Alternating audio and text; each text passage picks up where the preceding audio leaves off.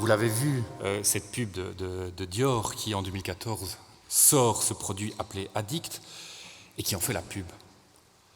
Et ce qui fait controverse à l'époque, ce n'est pas tellement le nom, finalement, Bernard l'a montré, ce nom, ce substantif d'addict, il est partout, mais bien l'évocation qui est suggérée dans cette affiche. Alors, pas l'évocation d'un film que vous aurez certainement reconnu, mais bien le fait que le rouge à lèvres en question soit tenu à la manière d'une cigarette. Alors, vous savez ou vous ne savez pas que, cette année, la même maison de luxe, elle a remis le couvert. Elle a remis le couvert avec cette fois non pas Jennifer Lawrence, mais Anya Taylor-Joy, pour illustrer sa campagne, cette actrice qui a été révélée par la série Le Jeu de la Dame. Coïncidence ? On peut se poser la question.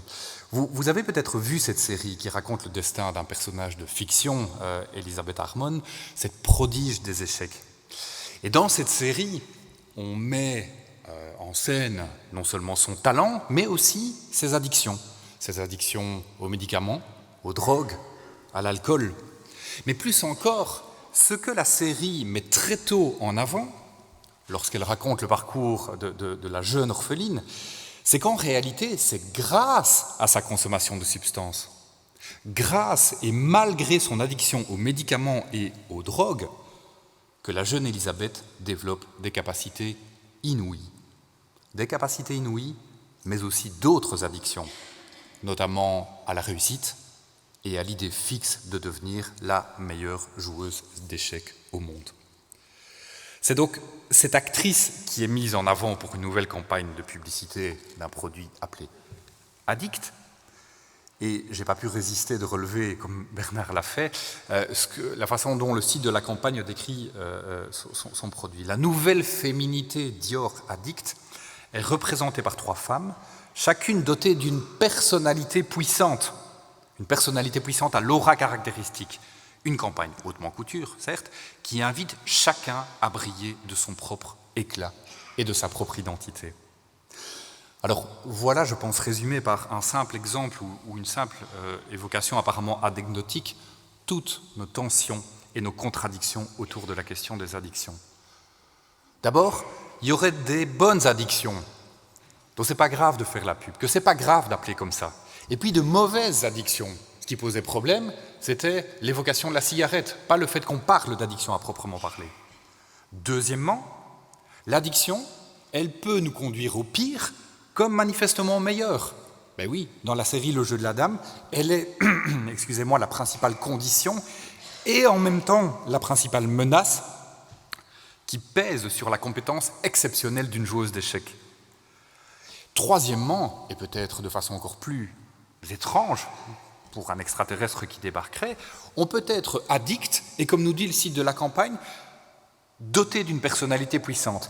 Plus encore, c'est le fait même d'être addict qui nous invite à briller de notre propre état. C'est parce qu'on est addict qu'on est capable de dévoiler sa propre identité. Alors, est-ce que c'est une simple stratégie publicitaire ? Eh bien, je ne pense pas. Je pense que ça évoque quelque chose de beaucoup plus profond dans les tensions et les contradictions autour de l'addiction. Il suffit de penser au fait que nous continuons à appeler passion, nos passions, ce qui nous dépasse en quelque sorte, nous continuons à appeler passion ces activités ou ces préoccupations qu'on va présenter comme celles qui font de nous qui nous sommes. En tant que société, nous avons à l'addiction une relation qui est compliquée. Et lorsqu'on prend en compte cette dimension sociale, sociétale, morale du phénomène, eh bien, il perd encore un peu plus de son évidence, une évidence déjà toute relative, qu'il pourrait posséder dans le domaine biologique ou psychologique, où les définitions de l'addiction, elles sont habituellement négatives. Je vous ai repris les définitions les plus classiques que vous connaissez. L'OMS dit que c'est un état de dépendance, périodique ou chronique, à des substances ou à des comportements. L'INSERM aura tendance à loger ça dans le cerveau en disant que les addictions, ce sont des pathologies cérébrales définies par une dépendance à une substance ou une activité avec des conséquences délétères. Et puis nos voisins français définissent l'addiction de la façon suivante. Elle se caractériserait par l'impossibilité répétée de contrôler un comportement et la poursuite de ce comportement en dépit de la connaissance de ses conséquences négatives. Donc, ce qui me frappe c'est que ce qui caractérise aujourd'hui nos définitions de l'addiction, on en a eu un exemple ce matin avec le florilège de ce à quoi on peut être addict, ce n'est pas tellement l'objet. En réalité, on peut être addict à n'importe quoi. Mais par contre, on retrouve souvent dans ces définitions négatives les mêmes éléments. La répétition, la nocivité et surtout l'incapacité à se contrôler. Je pense que tout cela pointe vers quelque chose qui, pour nous, dans la société dans laquelle nous trouvons, constitue une problématique centrale, la question du « ce serait » ou « c'est plus fort que moi ». Ce que j'aimerais vous montrer aujourd'hui, c'est que la dimension sociologique du phénomène de l'addiction, au-delà de la question de la répétition, de la nocivité, de la définition clinique, etc., la dimension sociologique du phénomène addictif montre que nous sommes en réalité ambivalents à l'égard de ce « c'est plus fort que moi ». Il sera tantôt perçu comme problématique, comme devant être corrigé, mais à d'autres moments, il sera complètement passé sous silence. Voire même, il sera considéré comme prestigieux, comme ce qui vous définit, comme ce qui fait qui vous êtes. Alors une question, je pense, essentielle, c'est celle de comprendre, je n'ai pas la réponse, j'essaye de mieux la poser, cette question, c'est celle de comprendre qu'est-ce qui différencie les cas dans lesquels le « c'est plus fort que moi » sera bien vu, des cas dans lesquels il sera considéré comme devant être traité. Autrement dit, est-ce que nos regards ou nos changements de regard sur la question de l'addiction suivent des règles? Et là, je pense que la réponse est oui. Ces règles, elles sont extrêmement complexes et il s'agit, en croisant les expertises, de mieux les comprendre. Alors, les travaux de sciences sociales, qui ont porté sur, évidemment, bien d'autres choses que l'addiction, les travaux de sciences sociales comme ceux du sociologue Norbert Elias, ont montré que nos réactions très personnelles, nos réactions très intimes à certains phénomènes comme la violence, la pudeur, la gêne, tout ça, ce sont des réactions dont on a l'impression qu'elles sont corporellement inscrites en nous. On ne les a pas apprises. On est dégoûté devant certaines choses et on ne peut pas s'en empêcher, en quelque sorte. Mais les travaux d'Elias ont montré que ces réactions que l'on tient pour instinctives, pour naturelles, elles évoluent avec le temps. Ce qui fait, par exemple, qu'il est très compliqué de savoir si la société aujourd'hui est, par exemple, plus violente que notre société il y a 4 siècles, 10 siècles ou 20 siècles. Pourquoi? Parce que ce qui change, c'est non seulement la définition de ce qu'on va considérer comme violent, mais c'est aussi notre sensibilité. C'est-à-dire qu'on change notre thermomètre. Et forcément, si vous changez la gradation de votre thermomètre, ou si vous changez le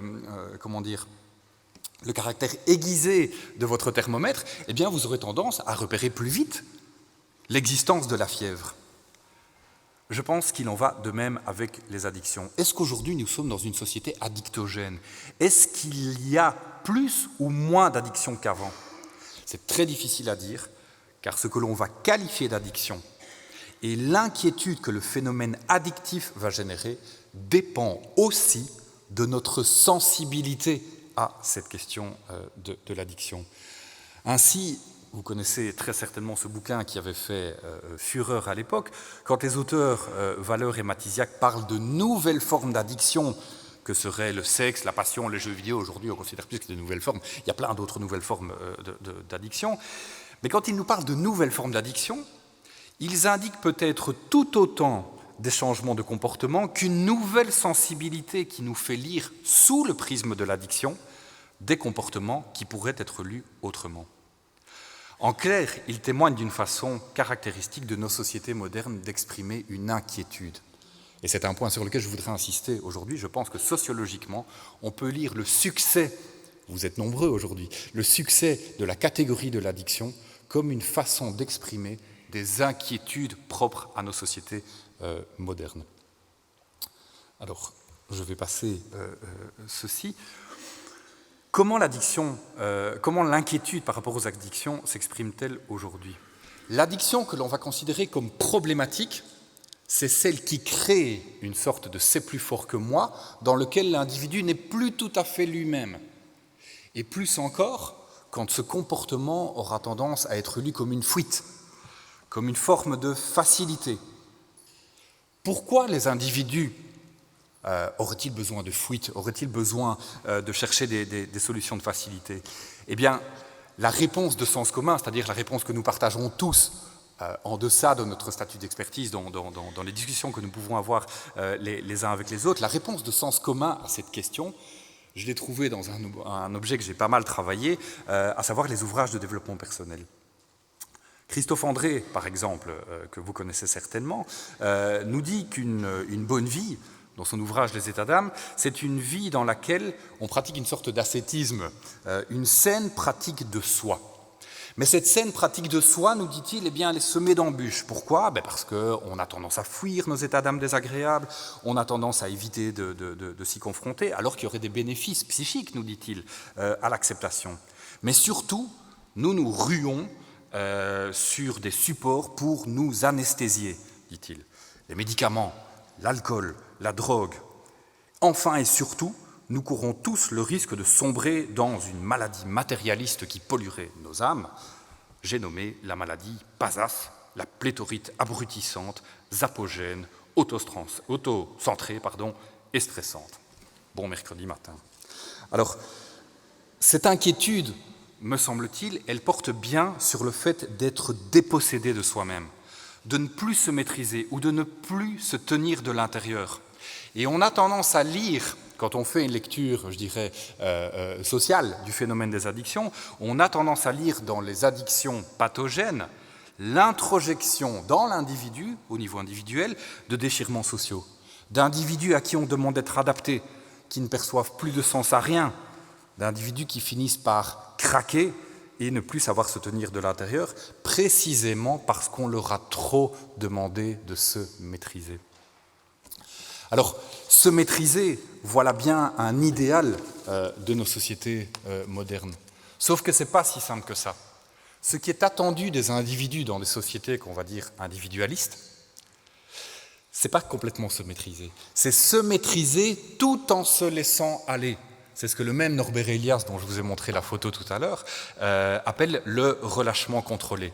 C'est-à-dire qu'être soi-même, c'est tenir ferme sur qui on est, mais tout en se construisant, tout en se particularisant, en s'investissant, en se passionnant, en se différenciant grâce à certains de nos excès, de la normalité ou du ventre mou d'une existence bof, en quelque sorte. Voilà sans doute l'une des raisons pour lesquelles le terme addict prend aujourd'hui une connotation bien plus positive. C'est que dans cette société individualiste dans laquelle nous avons chacun et chacune à faire notre place, il nous donne l'impression de sortir de cette existence bof qui, quelque part, est simplement banale. Alors, j'aimerais, pour la grosse dizaine de minutes qu'il me reste, traiter maintenant avec vous de 3 questions. 3 questions qui questionnent, addict au pléonasme, 3 questions qui interrogent la relation compliquée entre ce phénomène de l'addiction et notre amour, notre addiction quelque part à l'autonomie. La première question, elle revient sur ce que je vous ai présenté tout à l'heure. Sommes-nous vraiment plus addicts ou plus autonomes qu'avant? Et je sors ici du phénomène des substances. Je parle plutôt de l'addiction comme globalement un phénomène qui caractériserait nos dépendances à une série d'événements. Je pense ici que quelques repères historiques peuvent être utiles. Nous sommes dans des sociétés modernes. Qu'est-ce que ça veut dire des sociétés modernes? Des sociétés modernes, ce sont des sociétés qui se sont construites sur les idéaux développés notamment par les philosophes des Lumières. Et dans les idéaux des philosophes des Lumières, il y a une promesse. La promesse que nous pourrons maîtriser le monde physique, le monde individuel, le monde social, nous pourrons maîtriser le monde grâce à l'usage de la raison. Le positivisme, cette doctrine qui pense que c'est en appliquant les préceptes scientifiques qu'on arrivera à gouverner correctement la société, exemplifie tout à fait cela. Donc la modernité, c'est ce mode d'organisation sociale qui est apparu en Europe et puis qui s'est très largement étendu vers le XVIIe siècle et qui promet cette maîtrise du monde grâce à la raison. Simplement, la réalité des sociétés modernes, ultramodernes, hypermodernes, postmodernes, etc., dans lesquelles toutes et tous nous évoluons, a tendance à battre en brèche cette promesse. Pourquoi ? Mais parce que notre réalité, c'est celle d'une perte de maîtrise. Quels sont les domaines de votre vie que vous maîtrisez encore ? Vous vous êtes levé ce matin, vous avez mangé de la nourriture que vous n'avez probablement pas produite, vous avez pris un transport en commun en devant faire confiance à des personnes, vous avez éventuellement pris une voiture à laquelle vous ne comprenez absolument rien, vous utilisez des objets techniques que vous ne maîtrisez pas non plus. En réalité, cette hypermodernité qui se targue d'avoir rendu les êtres humains moins dépendants, elle n'a fait que déplacer nos dépendances. Par exemple, des systèmes météo à la production énergétique. Et c'est ce qu'on voit bien aujourd'hui. Eh bien oui, crise du gaz, crise de l'énergie, on se rend compte du point auquel on parle de l'Europe comme addict au gaz russe, on se rend bien compte que notre indépendance ou l'indépendance que nous pensions avoir par rapport à des phénomènes météo ou climatiques, elle n'est qu'un cache-misère. La conséquence de cela, c'est que nous vivons dans une tension. Promesse de maîtrise, idéal de maîtrise, et de l'autre côté, réalité d'une démaîtrise que Norbert Elias, je ne pensais pas que je parlerais autant de lui, mais voilà, il est là, enfin non, il n'est pas là, il est mort, mais il est là avec nous, nous décrivait de la façon suivante. Il nous disait, un des derniers bouquins qu'il a écrit, fin des années 80, on peut se féliciter ou non de l'intégration croissante de l'humanité, de la complexification de la société. Mais une chose est certaine, c'est qu'elle commence par renforcer l'impuissance de l'individu face à ce qui se déroule à un niveau supérieur de l'humanité. Et c'est vrai, c'est vrai. Je pense que là-dedans, dans cette tension entre maîtrise et démaîtrise, on peut, même si ça nous éloigne de notre sujet, comprendre l'origine de nombreux éléments liés aux théories complotistes aujourd'hui. Comment retrouver au moins une apparence de maîtrise dans un monde dans lequel, en réalité, vous ne maîtrisez plus grand-chose et vous devez faire confiance. De ce point de vue, notre vie d'individus sociaux, ce n'est rien d'autre qu'une configuration sans cesse changeante d'autonomie et de dépendance. Autonomie et dépendance, ce sont, qu'on le veuille ou non, les deux faces de la même pièce.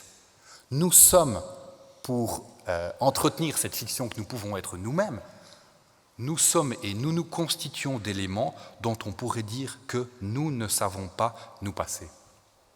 Alors, dans ce dont on ne sait pas se passer, dans ce qui est plus fort que nous, il y a les objets, il y a les systèmes experts, il y a toute une série d'éléments qui nous permettent de manger, mais dans ce dont on ne peut pas se passer, il y a aussi un grand nombre de ressources culturelles. Par exemple, qui d'entre vous peut se passer du langage ? Personne. Nous sommes, si on veut, quelque part, totalement dépendants d'un langage qu'on a appris pour dire des choses dont on voudrait qu'elles nous appartiennent en propre. Nous sommes dépendants, là aussi, de ressources culturelles. Et dans ces ressources culturelles, je pense que les sociétés individualistes sont essentiellement caractérisées par leur valorisation de l'autonomie, par le refus d'une addiction lorsque celle-ci dépossède l'individu, à tel point que ça devient une norme sociale. Je pense que nous pouvons, quelque part, lire la réaction sociale très dure à l'égard des personnes qui gâchent leur vie en se dépossédant d'elles-mêmes avec des substances, mais aussi en participant à des phénomènes sectaires, etc., comme le fait que ce que ces personnes, par leur comportement, mettent à mal, alors qu'on pourrait dire qu'elles ne font que manifester ou respecter une sorte de liberté individuelle, je fais ce que je veux, si j'ai envie d'être addict, c'est mon problème. Eh bien non, elles mettent à mal une norme sociale qui est celle qui crée une équation entre une vie bonne, une vie qui vaut la peine d'être vécue, et une vie dans laquelle on se maîtrise, une vie autonome. C'est pourquoi je pense qu'on peut dire de ce paradoxe qu'il exemplifie le fait que nous sommes des sociétés addictes à l'autonomie. Dans les soins que nous prodiguons, dans la prévention que nous réalisons, dans tous ces lieux où augmenter l'autonomie individuelle, le pouvoir d'agir, l'empowerment, l'empouvoirisation, comme on dit ailleurs, tout ça, ce sont des leitmotifs éthiques, mais qui démontrent quelque part la valeur morale qu'a pour nous l'autonomie. Je voulais prendre, mais je vais passer au-delà de ça, mais simplement prendre l'exemple des patients que j'ai pu rencontrer en psychiatrie qui se retrouvent dans une sorte de reconfiguration de mauvaise dépendance vers des formes de bonne dépendance, je pense. On leur interdit de consommer une série de substances, on leur propose d'en consommer d'autres, des médicaments, on leur interdit, ou en tout cas on tente de les détacher éventuellement d'une série d'idées considérées problématiques, pour revenir à d'autres idées, pour trouver des passions, pour trouver intéressant et important le fait de mener une vie caractérisée par cette autonomie dont je vous parle. Deuxième, je serai très rapide sur les deuxième et les troisième questions. Deuxième question, finalement l'addiction, à qui la faute? Alors, encore une fois, dans les discours de sens commun, je vous ai donné un exemple avec Christophe André tout à l'heure. C'est vachement intéressant de voir comment est-ce qu'on explique l'origine, les raisons du phénomène de l'addiction. Il y a d'abord un discours qui dit que l'addiction, aujourd'hui, elle est l'objet d'une réponse politique simpliste. Cette réponse politique simpliste qui limiterait au maximum les formes d'addiction considérées comme délétères, tout en encourageant d'autres formes d'addiction, à des substances, à la réussite, à l'argent, au travail, à la consommation, etc. Ce week-end, j'étais en Champagne, j'ai visité un musée du champagne, et en fait, je me dis, ben oui, en fait, c'est un peu bizarre, il n'y a pas de musée, je ne sais pas moi, des champis ou du cannabis ou du musée du... Enfin, bref, voilà, donc il y a des choses financées par les collectivités qui sont encouragées. Et donc, on en tire comme conclusion que finalement, la position aujourd'hui, elle consiste à responsabiliser les individus, de dire c'est de leur faute. Alors moi, j'aurais une lecture de cela qui est plus nuancée que l'idée qu'on serait dans une individualisation ou dans une surresponsabilisation des problèmes liés à l'addiction.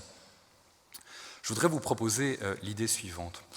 Dans le domaine de l'addiction, comme dans bien d'autres domaines, on assiste dans les discours de sens commun à une disjonction de la responsabilité. Ça veut dire que plutôt que d'incriminer l'individu comme étant le responsable de son addiction, on va dire, ben non, s'il est addict de façon problématique, c'est pas tellement parce qu'il est faible, c'est pas tellement parce qu'il aime se faire du mal, c'est parce que la société, on l'a vu avec Christophe André, la société le pousse à le faire. Il n'a pas d'autre choix que de renoncer à lui-même. Mais en disant cela, on entend que s'il avait le choix, l'individu ne serait pas addict. Ce qui est quand même une grosse présupposition, une présupposition, je dirais, morale et normative. Donc d'un côté, on a tendance à mobiliser des entités qui ne sont pas sous le contrôle de l'individu pour expliquer l'addiction. Quand on parle du cerveau, on fait la même chose. C'est pas de sa faute, c'est son cerveau. C'est les connexions, machin, je ne connais rien, qui font que c'est comme ça. Mais lui n'en peut rien. Donc quelque part, ce n'est jamais la faute de l'individu quant à l'origine du problème. Par contre, je pense qu'il est tout à fait vrai de considérer aujourd'hui que nous sommes dans un monde dans lequel la responsabilité de la solution du problème, elle, on a tendance à la penser à hauteur d'individu. Pourquoi ? Mais parce que, dans ce monde valorisant l'autonomie, l'action de soi sur soi, c'est la plus prestigieuse. Et aussi, pour des raisons pragmatiques, que qui d'entre vous, alors que vous souffririez d'une addiction, qui d'entre vous aurait envie de s'entendre dire « Désolé, tu ne peux rien faire à ton addiction, c'est la société qui doit changer. » Oui, mais moi je suis en train de souffrir. Moi j'ai besoin quelque part qu'on me dise qu'une marge de manœuvre est à ma disposition pour pouvoir faire quelque chose. Bref, je pense que cette disjonction de la responsabilité, elle nous permet de comprendre toute la complexité du problème. L'origine en serait ailleurs, mais la solution serait au niveau des individus. Est-ce que c'est chimérique? Est-ce que c'est réel? Ça pose la question. Je voudrais vous dire aussi, pour terminer sur ce point, que je pense que l'accent aujourd'hui sur la capacité de chacun de se transformer soi-même, on ne le comprend cet accent que si on prend en compte le fait qu'aujourd'hui, l'action collective, à travers les syndicats, à travers le politique, à travers d'autres groupes, fait l'objet d'une dévalorisation importante. Enfin, et je terminerai sur un point qui me semble particulièrement important et compliqué, on a déjà pas mal causé aujourd'hui de la question de savoir ce qu'est une addiction. Mais je voudrais rajouter une autre question qui, moi, me semble encore plus compliquée. dans une société individualiste où chaque personne est censée être en dernière instance la personne la mieux placée pour savoir ce qui est bon pour elle, où la personne est censée être la seule à pouvoir déterminer la manière dont elle veut conduire sa vie, qui a le droit de définir ce qu'est une addiction? Qui a le droit d'appeler cette addiction pathologie ou caractéristique essentielle de la personne? Vous le savez peut-être, on rentre aujourd'hui dans une époque dans laquelle ce qu'on appelle le modèle social du handicap prend une importance massive. C'est-à-dire que le handicap d'une personne n'est plus défini comme une caractéristique individuelle et ou médicale, mais comme un désajustement de l'environnement à l'individu. Si je suis handicapé, c'est parce que l'environnement n'est pas adapté à une particularité qui est la mienne. Alors, est-ce que cette logique-là, elle peut s'appliquer à l'addiction? Est-ce que l'addiction, c'est une affaire uniquement d'étiquette, de comportement d'individus auquel le contexte n'est pas adapté? Et enfin, et c'est sur cette question que je vous laisse, quel est encore aujourd'hui le mandat éthique pour intervenir sur l'addiction d'autrui?